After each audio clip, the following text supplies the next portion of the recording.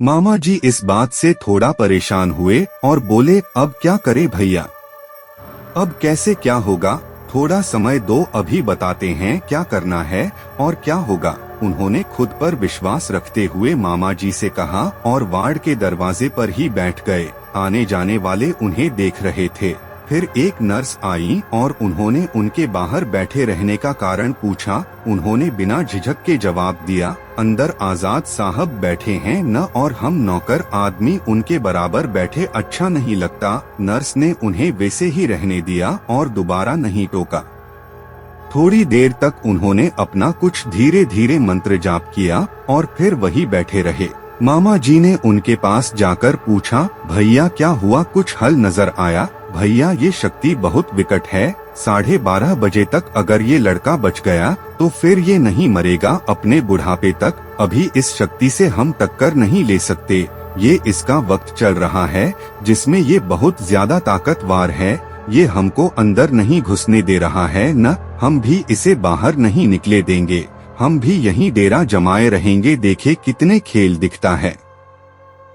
इतना कहकर वो फिर से अपने किसी मंत्र को शांति से पढ़ने लगे और मामा जी वापस जाकर बैठ गए। समय 10 बज रहे थे। अब सबको इंतजार था तो सिर्फ 12:30 बजे तक के समय के कटने का। सब अपने अपने तरीके से भगवान से प्रार्थना कर रहे थे और मन्नी चाचा बाहर वैसे ही बैठे थे। कभी अपने थैले से कुछ निकलकर मंत्र पढ़ते तो कभी कोई वस्तु मंत्र पढ़कर अंदर वार्ड में फेंक देते। बेचैनी और बेबसी की वजह से वो 2.5 घंटे किसी 2.5 दशक जैसे लग रहे थे।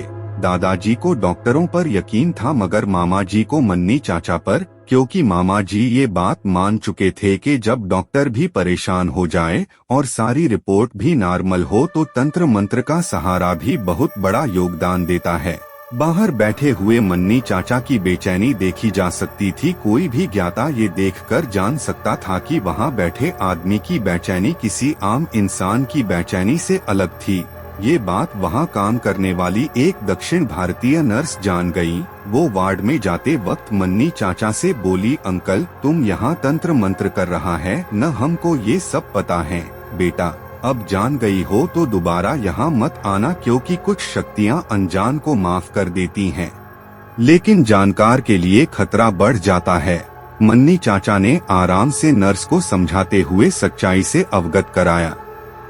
वो नर्स ये बात सुनकर डर गई और दोबारा उस जगह दिखाई नहीं पड़ी। मामा जी और मन्नी चाचा पर मानसिक दबाव बनता जा रहा था। एक चूक या लापरवाही अगर होती तो दो जाने जाती, एक जो पहले से गिरफ्त में थी और दूसरी जो उससे टक्कर ले रही थी। किसी तरह से तो 12 बजे तक का समय कट गया। मौसी जी और मौसा जी खाना लेकर अस्पताल आ चुके थे, लेकिन अब जैसे जैसे उसका प्रबल समय खत्म हो रहा था उस शक्ति ने अपना खेल दिखाना शुरू कर दिया। भैया की सांसें ऊपर नीचे होने लगी, आंखें पलट गई। उनकी खुल आंखों में सिर्फ सफेदी नजर आ रही थी, आंखों की पुतली दिखाई नहीं दे रही थी। हाथ पैर झटके खाने लगे थे। डॉक्टर को बुलाया गया। जल्दी से जल्दी 3-4 डॉक्टर और प्रोफेसर अंदर गए और बाकी सबको बाहर कर दिया गया।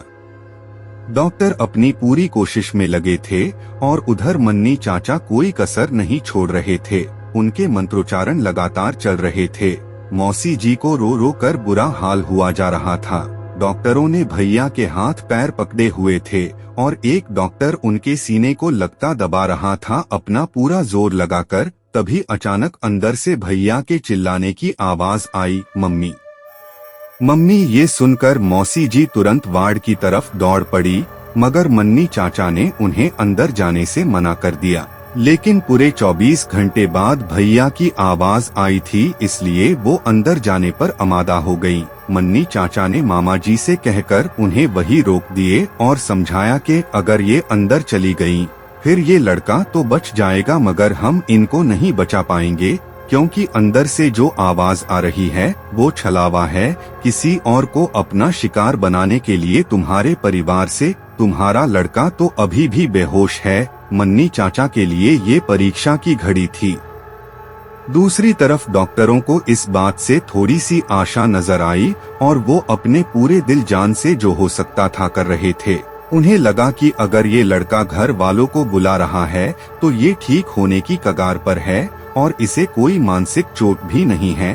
थोड़ी देर तक उनका ये सारा ट्रीटमेंट चलता रहा। उसके बाद भैया को ऑक्सीजन लगाकर बेहोशी में ही छोड़कर सारे डॉक्टर बाहर आ गए। दादाजी से कहा कि अजय ने अपनी यादाश्त खोई नहीं है, इसका मतलब है कि अब दोबारा होश आने तक शायद सब ठीक हो जाएगा।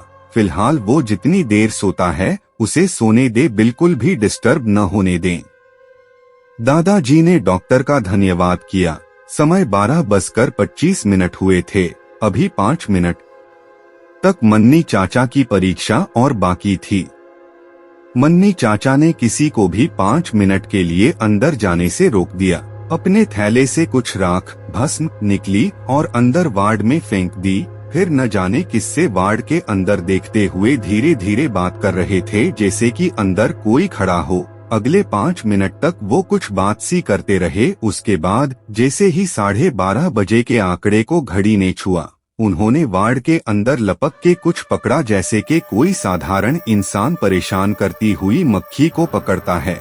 उसके बाद अपने थैले से कुछ मैले धागे जैसा निकल और मंत्र पढ़ते हुए अपने हाथ पर बांध लिया और मामा जी से सबको लेकर अंदर जाने को कहा और खुद बाहर चले गए और कह दिया कि कोई भी मेरे पीछे न आए, खासकर इस खानदान का।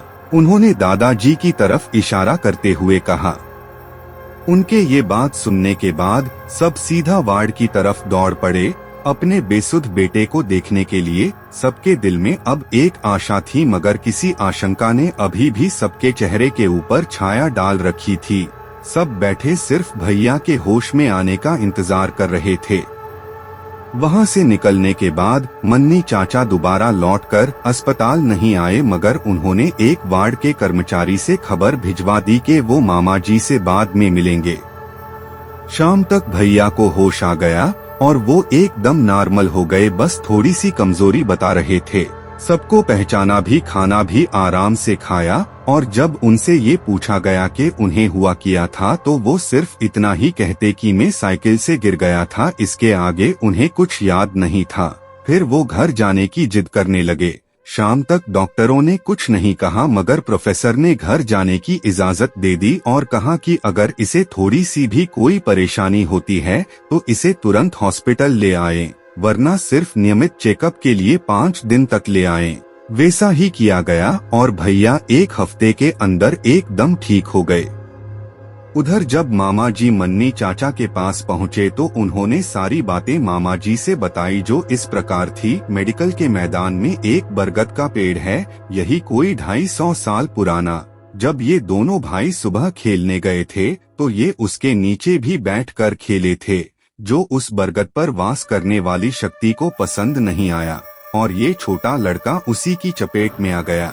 वैसे वो शक्ति चाहती तो दोनों को वहीं पर खत्म कर सकती थी, मगर दोनों बच्चे हैं इसलिए उसने सिर्फ परेशान किया सबको। इतना ही नहीं, वो जिंदगी भर के लिए इसे परेशान करना चाहती थी। उसका असर ये होता कि ये अपने बुढ़ापे तक या फिर जब तक इसकी जिंदगी है तब तक उसी हाल में बेसुध पड़ा रहता, जिंदा लाश की तरह। मामा जी ने पहले अजरत से सुना और फिर एक प्रश्न किया, तो फिर मन्नी भैया इसे काबू कैसे किया? उन्होंने इसका भी उत्तर दिया, ये शक्ति यहाँ सब जगह पर घूमती है, आजाद होकर कोई इसे यहाँ से न हटा सकता है और न ही इसे पकड़ सकता है। पहले हमने वो उस वार्ड को बांध दिया जिससे वो बाहर न आ सकी। फिर हमने उसको ये धमकी दी कि अगर उसने इस बच्चे को नहीं छोड़ा तो फिर उसे इसी पेड़ पर बांध देंगे। हमेशा रहना पड़ता उसे कैदी की तरह, इसलिए उसने अपनी आजादी के लिए अजय को छोड़ दिया। मामा जी ने अगला सवाल पेश कर दिया, भैया वो शक्ति आखिर थी कौन सी? इस सवाल पर मन्नी चाचा मौन खींच गए और मामा जी द्वारा बार बार प्रश्न करने पर सिर्फ इतना कहा कि आम इंसान के लिए उसका नाम लेना ठीक नहीं है। उसने मुझसे वचन लिया है कि मैं उसका अस्तित्व किसी को न बताऊं, मगर सिर्फ इतना जान लो कि वो शक्ति बरम के आसपास की थी। ये सुनकर मामा जी का गला सुर्ख हो गया और उन्होंने आगे कोई प्रश्न नहीं किया, बस थोड़ी देर वहां रुके और वापस घर चले आए। मुझे ये घटना मामा जी ने ही बताई थी। मैंने मन्नी चाचा की क्रियाओं के बारे में पूछा तो उन्होंने कहा कि मन्नी चाचा ने कभी किसी साथ अपने राज नहीं बांटे, इसलिए ये बात बताना मुश्किल है। जब मैंने उनसे पूछा कि बरम क्या होते हैं तो उन्होंने मुझे सिर्फ इतना बताया कि बरगद के पेड़ों का अस्तित्व इन बरम पर ही निर्भर करता है। इसलिए अगर कभी मेरा उस तरफ आना जाना हो तो उस बरगद के पेड़ की जय कर लूं, एक शक्ति नहीं एक 250 साल का बुजुर्ग समझकर। आज भी अक्सर आते जाते मुझे वो पेड़ दिख जाता है तो सिर्फ जय हो के सिवा न कोई नाम और न ही कोई और शब्द मन में आता है।